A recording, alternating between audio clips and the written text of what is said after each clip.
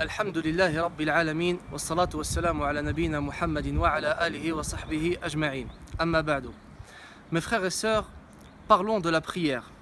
La prière qu'Allah subhanahu wa ta'ala il a ordonnée à tous ses serviteurs. La prière que Nabi alayhi salatu salam, c'était la chose la plus aimée pour lui. La prière sur laquelle il a dit, Omar radiallahu anhu, celui qui néglige la prière, il sera négligent envers toute autre chose.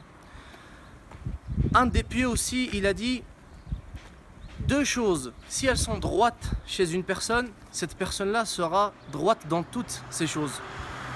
Ces deux choses-là, ce sont la langue et la prière. Si ta prière elle est droite et ta langue elle est droite, tout le reste, Inch'Allah Ta'ala, sera droit. Et pour illustrer l'état de la prière, Ibn al-Qayyim rahimahullah dans son livre Al-Wabil al-Sayyib min al-Kalim al-Tayyib, il classe 5 catégories de prieurs, de personnes dans la prière. Donc ça veut dire que la personne, quand elle fait sa prière, elle est dans 5 états. Elle ne sort pas de 5 états. Le premier état de prière, il dit Ibn al-Qayyim rahimahullah, est celui qu'Allah subhanahu wa ta'ala va punir pour sa prière. Le deuxième prieur est celui qu'Allah subhanahu wa ta'ala va juger pour sa prière. Le troisième prieur est celui qu'Allah subhanahu wa ta'ala à qui il va pardonner les péchés pour cette prière. Et le quatrième, puis le cinquième. Le quatrième, c'est celui qu'Allah subhanahu wa ta'ala récompense pour la prière. Et le cinquième, c'est celui qu'Allah subhanahu wa ta'ala rapproche de lui. C'est l'ami intime d'Allah subhanahu wa ta'ala. Le premier, sachez qu'il y a des personnes qui seront punies pour leur prière. Le premier, c'est celui qui a fait ses ablutions mais qui les a mal fait. Il ne respecte pas les obligations, il ne respecte rien des ablutions. Et puis quand il va faire sa prière, il ne respecte aussi aucune condition de la prière. Lui, il fait ses ablutions, il fait la prière, mais il sera puni parce qu'il ne respecte rien. Par exemple, il rentre dans sa chambre, il fait genre qu'il a prié, il fait une raka'a, il se lève et il dit j'ai prié. Quand il fait ses ablutions, par exemple, il lave juste le visage et il dit j'ai fait mes ablutions. Celui-là, il sera puni pour ce qu'il a fait. Arrive la deuxième catégorie dans laquelle se classe la plupart des gens. C'est celui qu'Allah subhanahu wa ta'ala va juger pour sa prière. Et celui qui est jugé, c'est que c'est compliqué. Le jugement, c'est une complication et c'est une chose très délicate. Celui qui sera jugé, c'est celui qui fait très bien ses ablutions, avec toutes les bonnes conditions. Il arrive, il se présente à la prière avec toutes les bonnes conditions. Mais le problème, c'est qu'il n'a aucune concentration dans sa prière. Du moment qu'il fait le takbir jusqu'à la fin de sa prière, il n'a aucune concentration, du tout. Il n'est pas humble du tout. Et celui-là, il sera jugé pour sa prière. Puis arrive celui qui sera récompensé pour sa prière. Celui-là, il a tout fait bien, ses ablutions.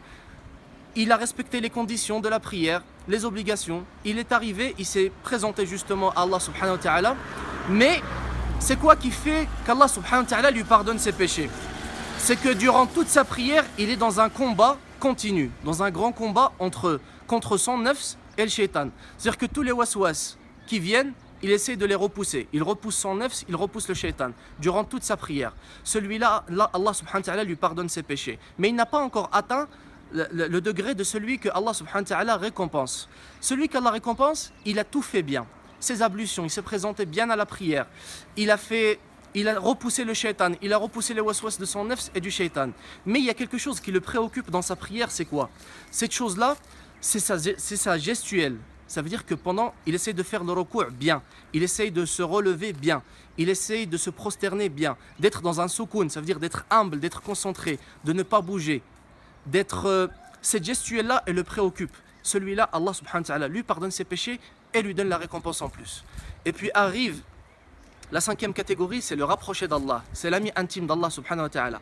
Celui-là, la seule chose qui le différencie des autres, c'est qu'il adore Allah subhanahu wa ta'ala comme s'il le voyait. Il a combattu son nafs durant sa prière. Alhamdulillah, sa gestuelle, elle est parfaite. Il est humble. Il est dans une humilité parfaite. Et puis, il adore Allah subhanahu wa ta'ala comme s'il le voyait. Alors lui, il a réalisé l'humilité devant Allah dans sa prière. Il a réalisé la connaissance d'Allah. Il a réalisé la crainte d'Allah. Et puis, il a réalisé surtout, la pudeur envers Allah subhanahu wa ta'ala. Voilà mes frères et sœurs, j'espère que ça sera bénéfique pour tout le monde, Inch'Allah ta'ala. N'hésitez pas à transmettre, à partager à vos frères, Inch'Allah, vos frères et sœurs, pour que l'information soit plus générale, Inch'Allah ta'ala. Qu'Allah subhanahu wa ta'ala nous pardonne et nous accepte parmi les pieux. Subhanakallahumma wa bihamdik, ashhadu an la ilaha illa ant, astaghfiruka wa atubu ilayk. Wassalamu alaikum wa rahmatullahi wa barakatuh.